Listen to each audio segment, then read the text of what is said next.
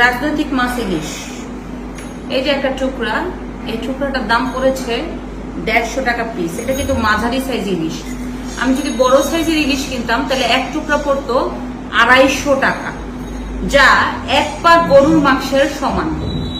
তো আমরা যদি এক পা গরুর গোস্ত কিনি সর্বোচ্চ রেট হচ্ছে 200 টাকা, অথচ এক পিস বড় সাইজের ইলিশের দাম হচ্ছে 250 টাকা, ছোট সাইজের ইলিশের দাম 150 থেকে 75 টাকা।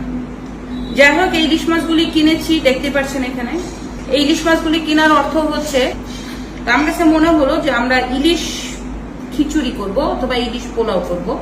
তো আমার টার্গেট ছিল যে 50 জনকে আমার সাধ্য অনুযায়ী আমি ইলিশ পোলাও খাওয়াবো।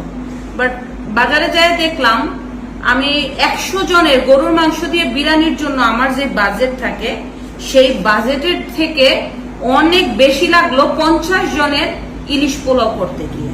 তো কেন হবে এটা? ইলিশ তো আমাদের বাংলাদেশের উৎপাদন, এটা তো আমরা কোনোখান থেকে ইম্পোর্ট করি না, আমরা তো কোনোখান থেকে আনি না, এটা ইম্পোর্ট হয় না। সো আমাদের এই এক পিস ইলিশ কিনতে যায় যদি 2000 টাকা কেজি লাগে, তাহলে উৎপাদন হয় প্রতিদিন টনের টন ইলিশ উৎপাদন হয়।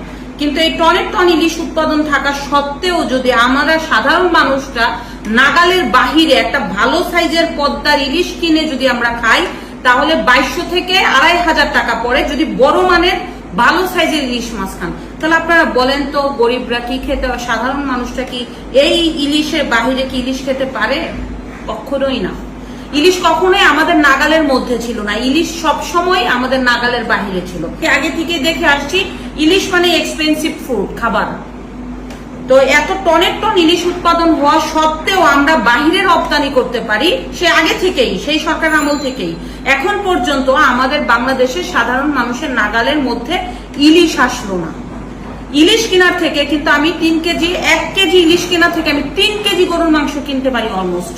এই 3 কেজি গরুর মাংস সাধারণ মানুষ গরুর মাংস কিনে খেতে পারে না, তাহলে এক টুকরা ইলিশ মাছ বা একটা ইলিশ মাছ খাবে, তাহলে একটা ঝাটকা খাইতে পারে, ঝাটকা।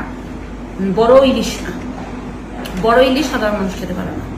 তো যাই হোক, বলবো যে ইলিশ রপ্তানি বাংলাদেশে হয়, তাই বাংলাদেশের মানুষ যাতে ইলিশ খেতে পারে এই ব্যাপারে সরকার, আগামী সরকারদের পদক্ষেপ নেওয়া উচিত যে সাধারণ মানুষ ইলিশ খাবে, এরপরে সেটা ইন্ডিয়ায় যাক বা যেইখানেই যাক, রপ্তানি পরে, আগে বাংলাদেশের মানুষ খাবে।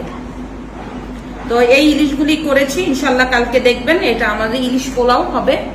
এই রিক্সাওয়ালা ভাইদের জন্য অথবা রাস্তার কোনো অসহায় মানুষদের জন্য আমি আমার সাধ্য অনুযায়ী ইলিশ পোলাও করবো। তো ভালো থাকবেন।